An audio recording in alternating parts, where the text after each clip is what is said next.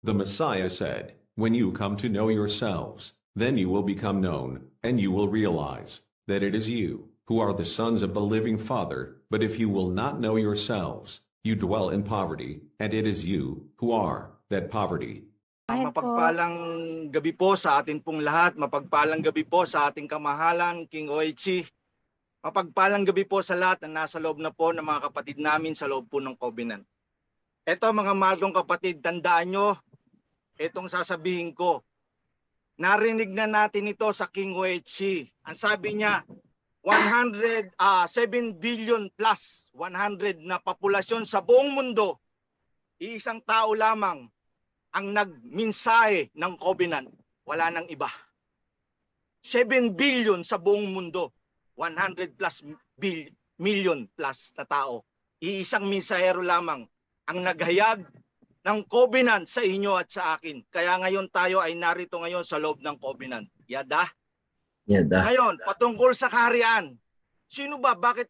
May mga katanungan nga, may nagtatanungan ng mga kapatiran. Ewan ko kung nakapanood ng video ng Oichi yun o hindi napanood o hindi sila nakapanood lahat eh. Ang tanong niya ganito, bakit may magiging hari pa? Dapat wala na yan eh. Noon pa yung hari eh. Di ba? Ano sabi ng King Oichi? Revelation chapter 6 verse 2. Babasahin ko sa inyo. The first horse, white horse pa. Sorry po. Sabi po rito, Revelation chapter 6 verse 2. Pagtingin ko, nakita ko ang isang kabayong puti na ang sakay ay may hawak na pana. May hawak na pana. Binigyan siya ng korona. Korona sa ulo. At siya'y humayo upang patuloy na magtagumpay. Ang sabi ng King Oichi, ang tinutukoy dyan ay upir. Ngayon, sa upir, sa Pilipinas, upir, sino ang nagdala ng Covenant? Sino ang nagbukas ng susi ni David? Ang binuksan niya, sabi sa Revelation, walang makapagsasara. Ang sarahan niya ay walang makapagbubukas. Sino? Upirian Heritage Conservatory lamang. Ngayon, dati tinatawag lang natin ng Oichi, Brother Oichi. Pero bakit ngayon? Bakit King? King Oichi na. Kamahalan. Kasi nakasulat po sa propesiya yan eh. Nandito sa Torah yan, nasa Bible po yan. Yung binasa natin sa Revelation chapter 6, verse 2. Yan po yan ng upir. Yung white horse na nakasakay sa puting kabayo ay ang King Oichi. Alam niyo po ba yon? Kaya kayo, yung mga katanungan nyo, buksan nyo yung diwa nyo kasi nasa loob na po kasi tayo ng Covenant eh. Kaya nga po tayo nasa loob ng Covenant. Yung Spirit of Covenant, binigay na sa inyo, binigay na sa akin, binigay na sa ating lahat. At mauunawaan lamang natin yan sa pagbabasa natin ng Torah. Yada. O kasi sa totoo lang naman, ako wala naman po talaga akong alam. Kayo, wala rin kayong alam eh. Binuksan lang ng King Oichi ang ating diwa. Diba? Consciousness. Bakit? Ba't binuksan? Kasi na-decode ng King Oichi, siya lang ang nakapag-decode ng Genesis chapter 3, verse 15. Ang woman seed at serpent seed ay maglalaban. Mga bansa yan. Mga lahi, mga bansa. Sino nakapag-decode? King Oichi. Na-decode ba yan ng mga pastor? Ng mga apostol? Ng mga Babylonian religion? Wala. Diba? Sa buong mundo, iisa lang ang King Oichi. Iisa lang yan, mga mahal kong kapatid. Yan ang tandaan natin. Kaya purihin pong alayam sa kamahalan, mapalad po kayo at ako. Sa dinami-dami ng populasyon sa Upir, 100 million plus populasyon sa Upir. Bakit kayo at ako ngayon nakapasok sa Covenant? Bakit yung iba? Bakit hindi sila nakapasok? Bakit kayo at ako nakapasok? Sabi nga ng Torah, hindi kayo ang pumili sa akin. Sabi ng King Yahushua, hindi kayo ang pumili sa Covenant. Siya ang pumili sa inyo upang kayo humayo at mamunga ng sagyon. Ano man ang hingin nyo sa Ama sa pangalan ng King Yahushua ay pagkakaloob sa inyo. Yada. Yan lamang po. Marami pong salamat mga mahal kong kapatid. Bless. Shalom. Salamat po.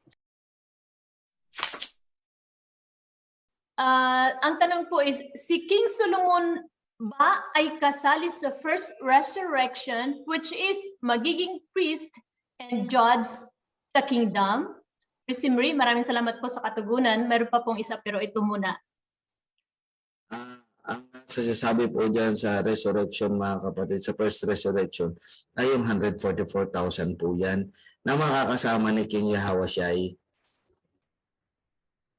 Opo, wala pong nababanggit yan na kasama yung mga patriarka natin noon. No, yan po yung mga walang dungis, sila po yung mga remnants. Ibig sabihin po remnants po ito, tira po ito mga kapatid eh. Yung natitirang lahi. Diyan po manggagaling yung 144,000. At hindi po doon sa naunang lahi. Kung makakasama po dyan si King Solomon, hindi ko po alam, pero wala po tayo mababasa na kasama itong mga hari na ito na magiging kasama. Dahil si King Yahweh siya na po ang hari dyan sa time na yan. At yung 144,000 ay yung kasama niyang mga magmuminister, ibig sabihin maghari, manunungkulan, mga priests and kings. Opo, 144,000 ngayon. Kung si King Solomon, siguro po, kung may ano po ang kamahalan, baka po siya po ay masasagot niya. Ngunit para po sa akin, sa sarili kong sabot ng aking pong kaalaman, ay ang 144,000 po ay hindi kasama yung mga nauna. Yan po ay yung mga huli. Dahil yung iba po dyan ay yung dadatnan at yung iba ay bubuhayin, mga nangamatay na may tatak po ng pangalan ng Abayawa at ng Bisaya King Yahweh. Yada. Guide po. Nung nakaraang Sabat, sabi ng King Wechi, my people perish because of lack of knowledge. Sa Tagalog, ang aking bayan ay napapahamak dahil kulang sa kaalaman ng Torah, ng Bible. Ito makinig po kayong lahat na nandito sa loob ng FB. 203 tayo ngayon sa loob dito sa loob ng Zoom na ito. Ito sabi ng King Oichi, ang Bible ay corrupted 70%, 30% lang ang tama. Ngayon, 30% ang tama ng Bible, 70% ang corrupted. Na-corrupt ang tunay na pangalan ng Ama, Abayahawa, ng anak, Misaya, King Yahweh, at ng tamang pagsamba, inalis. Binago nila. Ngayon, kuhanin nyo sa Bible, sa Torah, yung 30%, basahin nyo ang Torah. Kasi kaya napapahaba, kulang sa Spirit of Covenant. Ano ba nakalagay sa binubuhat ng mga priesthood? Yung kautosan, di ba? Yung commandment. Tapos kanina yung tanong, yung dating tent of David, alam niyo po ba, nung wala pa yung temple of heaven, yung bato, yung nakikita nating bato na templo, nasa tent pa lang ang tent of David. Panahon pa ni na Moses, dinadala na doon yung Ark of Covenant. Ano ang laman ng Ark of Covenant? 10 Commandments. Andun yung kautusan. Sinusunod nila yun. Lagi nilang binubuhat ng mga kaparehan yun. Yun ang pamantayan nila, yung kautusan. Kaya alam nyo po, hindi po tayo mapapahamak, mga mahal kong kapatid, kung susundin lang natin ang kautusan. Di ba sabi nga ng King Oishi, ang kautusan, 2 blade yan eh. Ang sabi ng Hebrew 4:12, ang salita ng Alahiyam ay matalas na magkabilay talim. Ito'y tumatagos sa kasukusuan ng mga buto at nakatataho ng iniisip at binabalak ng tao. Yung Torah. So susundin lang natin yung Torah, 2 blade. Pag sumunod tayo, blessing. Yung isang blade, pag lumihis tayo, sinunod natin yung isang blade, curse, sumpa. O mamimili ka dyan, Jason. Mamimili tayo po dyan kung ano susundin natin, sumpa o blessing. Okay? So, ngayon po, yan lamang po siguro. Purihin po ang layam. Be blessed po sa lawang. Ang akin pong katanungan si Simri ay sa nangyari po kay King Saul about sa nawala yung diwa ng alahayam sa kanya. Ang katanungan ko po ay paano po yung mga taong nagkaroon o nakakaranas o ipinanganak na sa panahon po natin ngayon ay maraming mga autistic. Paano po sila na hindi nila magagrasp ang diwa ng alahayam? Ano pong magiging kalagayan nila? Salamat po. Sorry po, nakamute ako. direkta ko pong sasabihin, mga kapatid, na sila po ay walang kasalanan. Yes. Dahil po, nagkakasala po ang tao dahil alam niya na ang kanyang ginagawa ay mali, ngunit ginawa niya pa rin. Ganun po sila Adam and Eve, ayun mga kapatid the original covenant, yung pinakauna-una na covenant ay nasa Garden of Eden po. Tandaan niyo po na bawat covenant ay mayroon pong batas. Hindi po magkakaroon ng batas kung walang kasunduan. Nakukuha niyo po yung aking point. May kasunduan muna, kaya nagkaroon ng batas. At kapag nilabag yung batas, doon magkakaroon ng pagkakasala. Kasi yung isang side ay nag-violate doon sa batas na dala ng kasunduan. Okay. Ang pagkakasala ay resulta ng paglabag doon sa kasunduan. Kaya po yung mga bata na ipinanganak na hindi alam ang tama at saka mali, hindi po sila covered ng batas. Dahil hindi po nila alam kung alin yung tama at alin ang mali. Kaya po sabi ko na sila na ipinanganak na kapos po ang kaisipan, ay hindi po sila nagkakasala. Hindi po nila kailangan ng covenant. Dahil wala man po silang naintindihan, kundi ang kumain at matulog. At yung bagay na alam nila makapagpapasaya sa kanila, kung nakikita nila yung tao na masaya, yung tao minamahal nila na masaya, masaya na rin sila. Pero lang po kasimple ang kanilang buhay. So paano po sila magkakasala na hindi nila alam kung ano yung tama at ano yung mali? Di ba po? Kaya sila Adam and Eve noon, wala po silang alam na tama at saka mali. Mali ba nung sumuway po sila doon sa kaunahang utos? So, doon na po nila nalaman yun. No, kaya po sila, sisbo na hindi po sila nakakasala. Napakapalad po nila.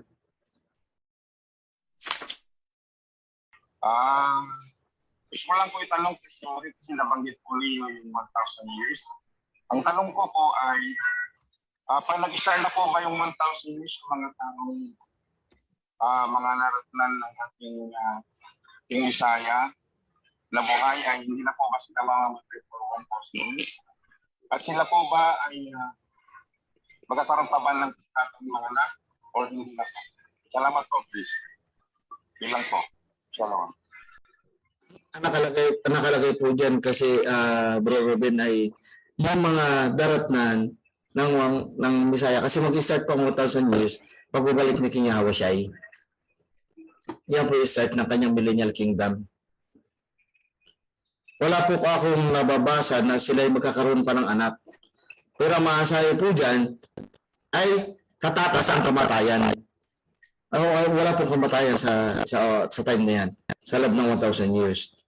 Ngayon po, kung na-imagine ko lang na kung magkakaroon sila ng anak, sobrang dadami ang tao. Pero sa loob ng 1,000 years, pagkatapos hindi na mamatay, no? Hindi mababawasan o puno ang mundo. Pero wala pong mababasa kasi na magkakaroon pa po ng anak. Na sila magkakaroon pa ng family. Kasi ang sayo po dyan na sila ay magiging gaya ng mga anghel. Kasi di ba po mayroong nagtanong kay King Yahushai kung ano daw po yung kung kailan daw po yung babae na marami siya na pangasawa kasi namatay yung bawat mga pangasawa niya, siguro mga pangasawa niya doon. Ang sabi po ni King Yahushai, magiging kaya sila ng mga anghel. Alam niyo po ang anghel, wala pong kasarian yung mga yan eh. So maaaring wala po sigurong pangalawang tanong po yan na gusto kong masigurado, itanong po natin sa ating kamahalan kapag siya po ay hindi na po busy, kapag meron na po siyang time na sumagot. Galing po sa ating kapatid na si Tanong ko lang po, Pres Henry, di po ba kaya di ipinagkaloob kay Haring David ang pagtatayo ng temple ay sa kadahilanan na marami siyang pinatay, kaya sa kanyang anak ang inatasan ng alahayam na magtayo ng temple? Maraming salamat po sa kasagutan. Maaari din po. Maaari din po. Kaya lang wala namang nasulat na kaya ibinigay ng alahayam kay King Solomon iyon ay dahil ngunit maaari din po makita natin na yun din po ay isang dahilan kasi si King David po talaga ever since ay warrior yun, no, at saka no, kaya nga siguro yung mga priest ay iningatan din ng Aba na hindi din madungisan ng mga kamay, no, dahil hahawak ng banal na bagay. No, lalo na po yung temple na yan, kauna-unahan siya ang magbibuild at hindi po siya pwedeng ma-build dahil sa dugo. No, dahil personally, si David po talaga ay naging warrior. Dahil po, unang niya na napatay, si Goliath, pinugutan niya pa ng leeg. Maaari din po, Bro Mario. Hindi po. Hindi po ating kamahalan. Pasok po. Sorry sorry. Praise, siyempre. Narinig ko kasi yung pinugutan ng leeg. Kaya sabi ko, ng ulo, hindi ng leeg. Hindi ko pala na-mute. Sorry, Praise Simri. All the while, I'm listening. Pero tama ka. Kasi nasusulat naman dyan na ang sagot ng Aba kay King David, your hands is full of blood. You will not build my temple because your hands are full of blood. It will be your son. Yun lang po ang tingin ko, it could be the possible reason ng Aba kasi nga naman kung tutuusin natin, ang kamay talaga ni David is tigmak ng dugo yan. Ang dami niyang pinatay, warrior siya eh. So maybe merong defilement or something. I don't know. Hindi ko na alam. Pero yun lang ang nabasa ko doon na possible reason. Kaya hindi si David ang magtatayo kasi your hands are full of blood. Kamalan may isa po. May isa pa pong tanong. Yung kanina, hindi namin kay Mr. B. Kasi ang daw, doon po ba ang sila King David, sila King Solomon daw po ba ay kasama doon sa first resurrection? Okay. Hindi ako alahayam para masagot kung kasama o hindi. At walang nasusulat, wala tayong mapapagbasihan sa Bible to say yes or no. Yan yung mga sinasabing mga kaalaman na hindi ibinigay sa tao. Yata. Kaya po hindi ko rin po masagot. Ay, yung isa pa po kamahalan yung on 1,000 years po daw ba, di ba po maghahari si King Yahweh within 1,000 years? Magkakaanak pa po ba mga tao that time? Yes. Life is normal as usual para sa kanila. Pero hindi para sa 144,000. Iba na ang status natin at the time. Kasi the second death has no power over us. So iba na tayo. Iba na sa ordinaryong tao. So para po sa buong mundo, dadami pa rin sila. Magkakaano. Yes. Pero dito sa mga lingkod ng King Yahweh iba na ang ating status. Iba na. Para na tayong mga ermitanyo siguro at the time. Bigla na lang susulpot, biglang mawawala. Yada, salamat. You will be like as angels, and then at the same time you will be judges and priests. So titino ang mundo kasi pag may gumagawa ng kabuktutan at pinuntahan natin, sinampal natin ang kaliwat kanan, gumanti ay parang sumampal din sa hangin, wala. Pero pag tumira tayo sa kanila, ayun, black eye. O hindi ba naman tumino yan? So ganun ang mangyayari niyan. So we have a different body compared to them. Salamat po, mahal na hari. Ngayon po, Sis Lizel, may sasabihin pa po kayo, mahal na hari? Ganito, gusto kong may gusto akong ipa-announce kay Bro June Moneda regarding ito doon sa may pinapakolekta akong mga information. Both yung mga nasa abroad at saka sa local, kung kayo ay nagpadala ng pera sa pangalan ni Antonio o kaya sa pangalan ni GCash man yan o Palawan o kung ano pa man, basta sa pangalan ni Antonio Aguilar at saka ni Sara at saka kung sino pang tao na nagkukolekta-kolekta noon ng pera, dahil ipapa-audit ko na talaga sila. I am hiring an accountant. So please, ipadala ninyo lahat ng anumang transaction slip. Because this is the moment I said I won't tolerate any hanky-panky. This is the moment. Dahil ito total namin lahat yan and we will ask for them. Saan ninyo dinala, paano ninyo ginastos ang mga perang dumaan sa kamay ninyo dahil hindi yan pinulot ng mga OFW sa abroad. Kahit sa local, hindi pinupulot ang pera dito. So lahat, please, disseminate. Lahat ng nagpadala ng pera sa pangalan ni Antonio Aguilar at saka kay Sara Padro, please ipadala ninyo ang mga transaction slips ninyo. Dahil kailangan ng abogado. We will annex that. Kamahalan, kanino po ipapadala?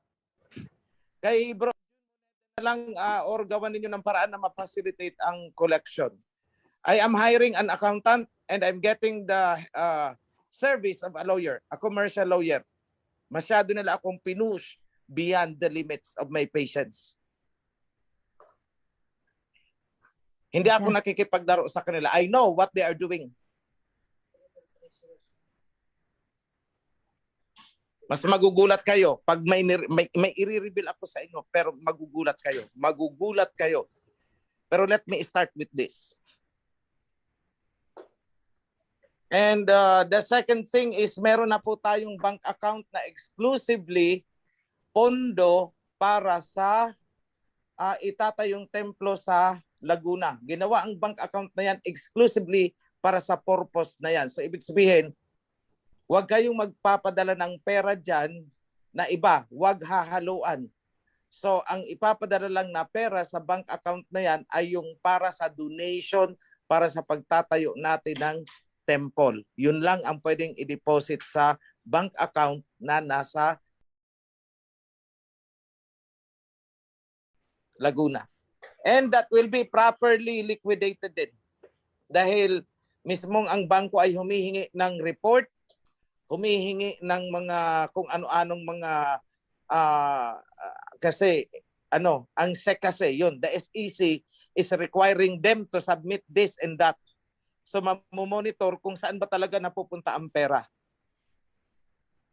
So hindi na po mangyayari na kayo ay magpapadala sa pangalan ng isang tao. Hindi ko napapayagan yan. It will be direct to the bank. Ngayon, kung talagang hindi kayo makapagpadala at kunwari nakisuyo kayo kay just be sure to notify si Bro Senen. Hindi sa wala akong tiwala kay Bro June, kundi dahil may mga panahon na sa kabisihan ng tao, maaring hindi niya ma-countercheck o hindi ma-record. Kawawa naman yung tao, hahanapan siya. So sa atin is, laging may check and balance. Pero hanggat may iwasan ninyo na magpadala ng pera sa personally sa isang tao, iwasan ninyo. Kaya tayo ay gumagawa ng bank account because of auditing purposes. Yun lang po mga kapatid at maraming salamat sa inyong lahat. Be blessed. Shalom.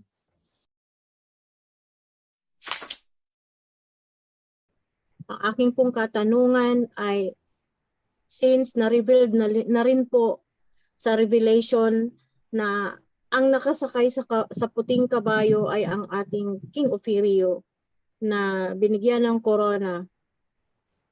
Na-anoint na po ba si King Ophirio as a king? Or ano po ang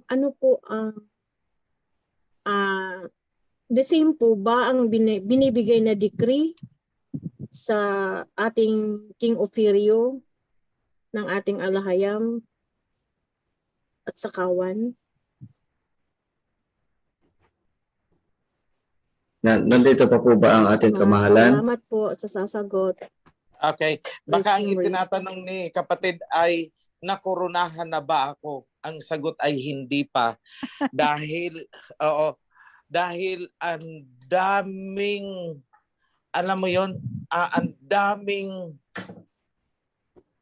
hindi ko alam kung anong salita ang pwede kong gamitin. Kasi higit pa sa kumukontra. Dahil sa totoo lang, may gusto pa ngang pumatay sa akin. Dahil sa corona na, nandun yun. Kaya nga magugulat kayo kapag may ni-reveal ako na something. Pero not now. So, I'm not yet crowned. Wala pa sa akin ang scepter.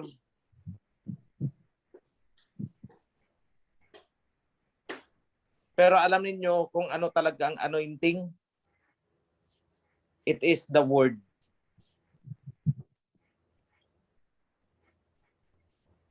The word. Yada. Alalwaya alahayam. Yada.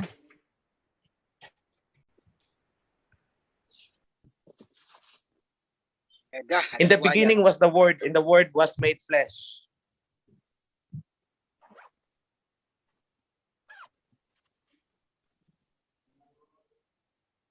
Yada.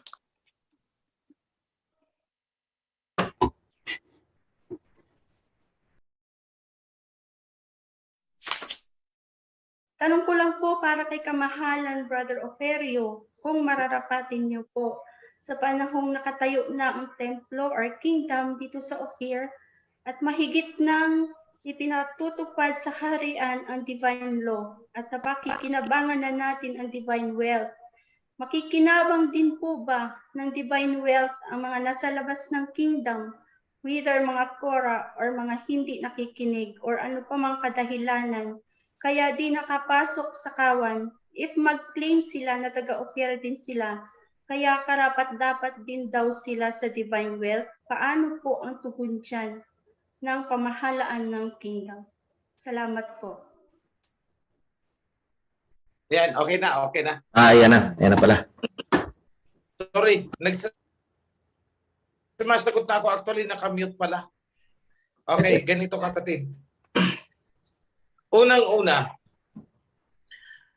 yung divine wealth ay covered ng divine covenant. Yun ang parang, kumbaga sa insurance, parang policy, yung covenant. Kailangan sundin mo ang terms and conditions na nakapaloob sa covenant na yun. Yung terms and conditions ng policy para maging entitled ka doon sa proceeds ng plano, ng plan na kinuha, na nakalaan para sa atin. Ngayon, naandyan din sa Bible, the wealth of the wicked will be transferred to the righteous. Hingin nyo na lang sa mga priests yung verse. Kamahalan, nasa ano po yung Proverbs 17:22. Salamat. The wealth of the wicked will be transferred to the righteous. So, kailangan mong maging righteous para ikaw ay maging karapat-dapat. Yada. Ngayon, Ano ba ang definition ng righteousness? Kasi sabi niyo ba, basta ako, walang akong inaapi, wala akong ginaganito, wala akong sinasaktan, righteous na ako. Self-righteousness po ang tawag dyan. Hindi yan yung divine righteousness. Ang tinatawag po na righteousness is obedience to the laws and covenant. Kung hindi ako nagkakamali, Genesis chapter 10 verse 2 or chapter 2 verse 10. I'm not so sure, but it is surely nasa Genesis.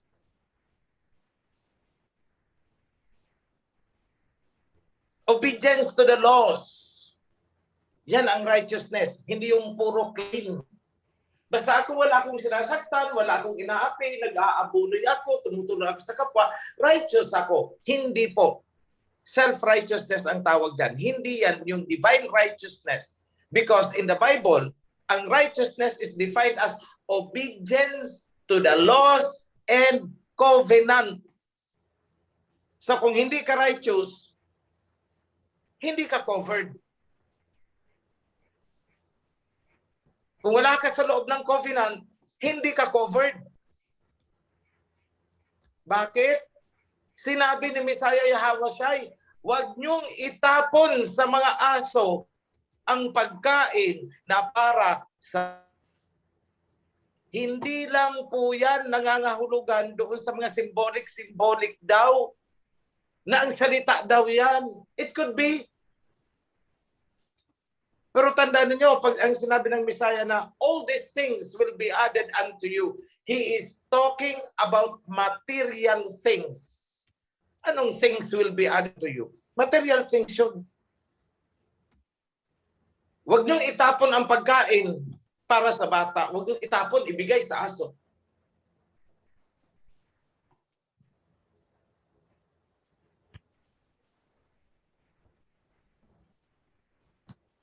COVID.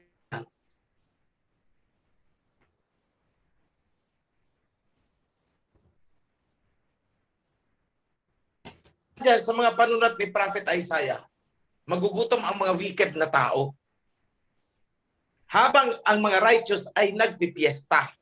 Andyan kay Prophet Isaiah. Because they have to reap what they have planted.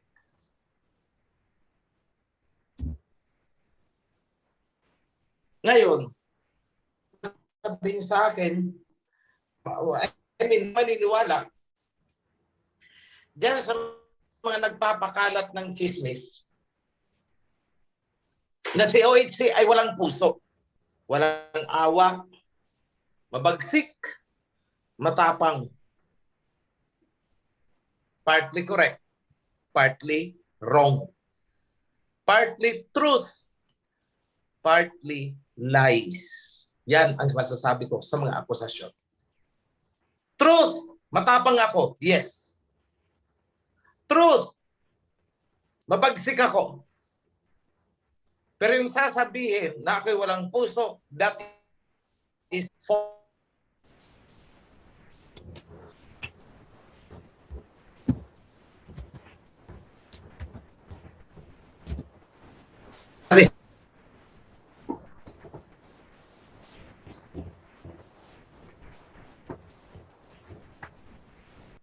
Hindi ako pwede use people na puro kuha ko pwede magbait.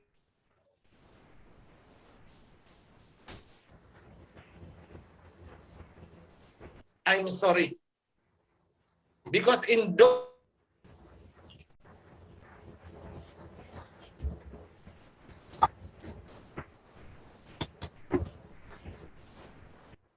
para ka rin kinusin ang indam. Para ano pa?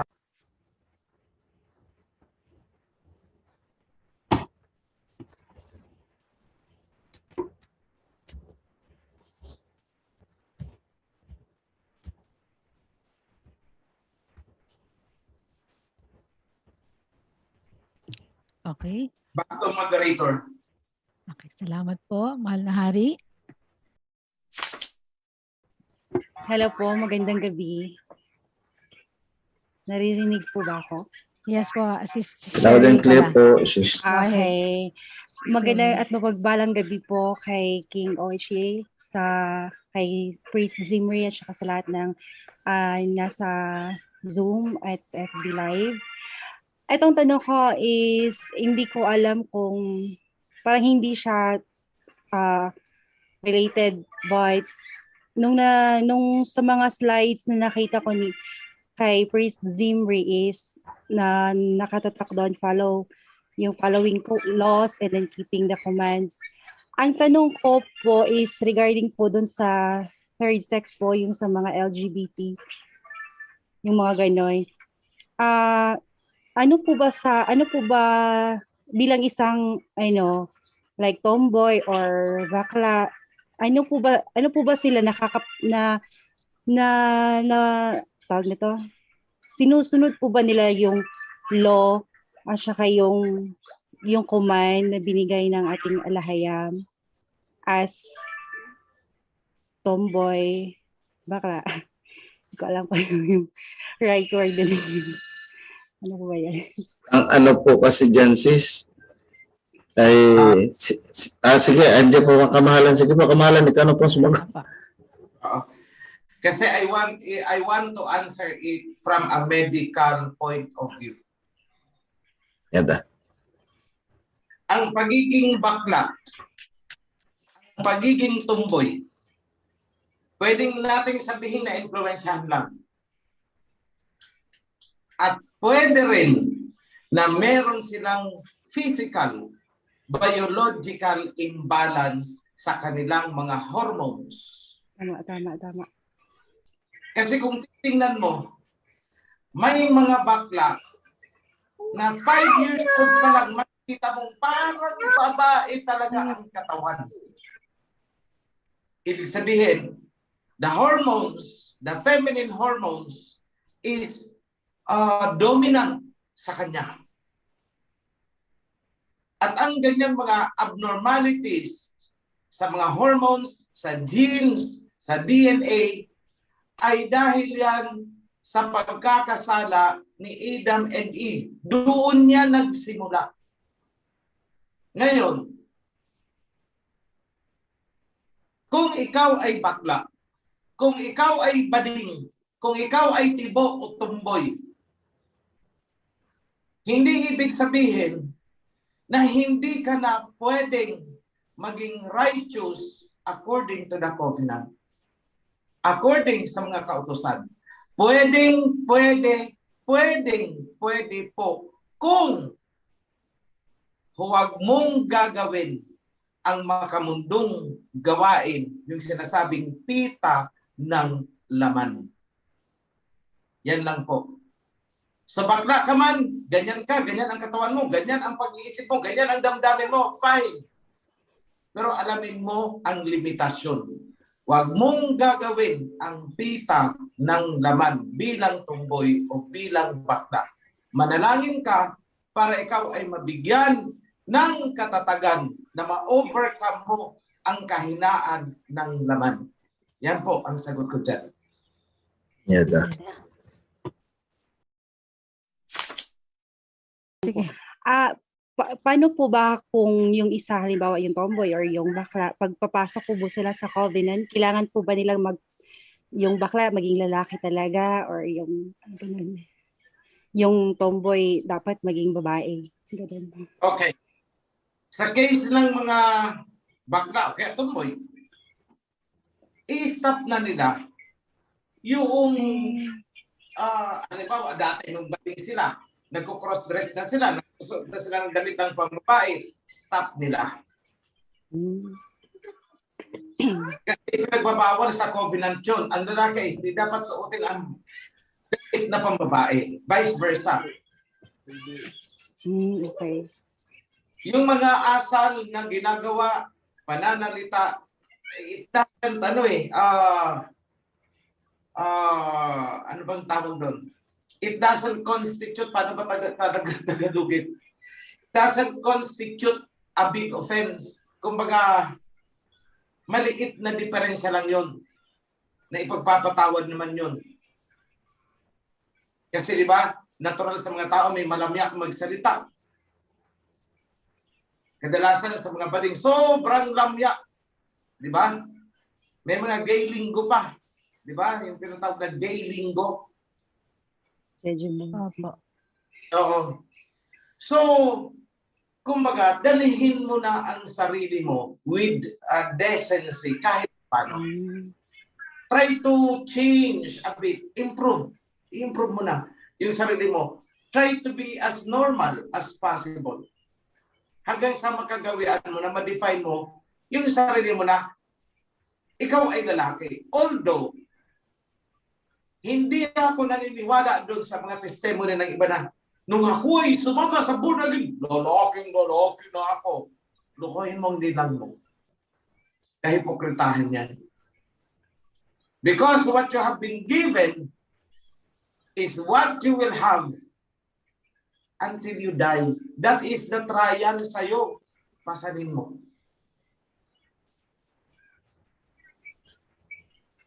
So abstinence.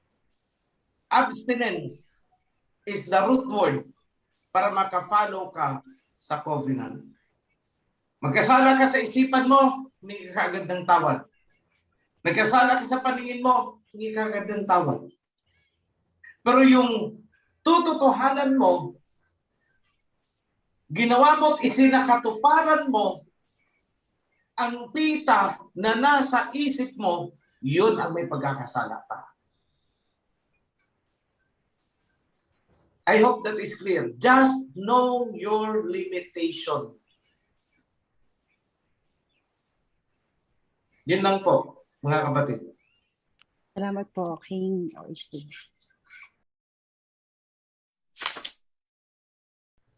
Yes po, may katanungan lang po ako, Priest Zimri, about sa pag-o-offering ng isang kanta. Ang tanong ko po, Priest Zimri, pwede po bang gamitin sa kanta ito yung title ng kanta, The Commandments. Sabi niya doon sa second stanza, "Thou shalt have none other." God po ba ang dapat kong gamitin dito o alahayam? Before me, he said. Ano pong dapat kong gamitin doon? Ako na.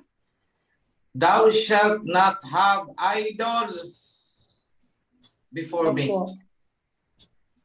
God po ba ang pwede kong gamitin doon or alahayam po ba? Idols. Akala ko alahayam ang pwedeng gamitin doon. Salamat po. Yun lamang po ang katanungan ko. Paano po yung, di ba may verse din po ng alahayam ng mga alahayam ng alahayam? Pwede po bang gamitin yon?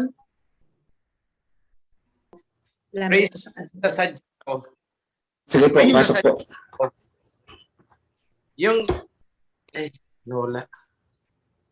Yung itanong is King of Kings and Lords of Lords, di ba? Opo. King of Kings and Master of Masters.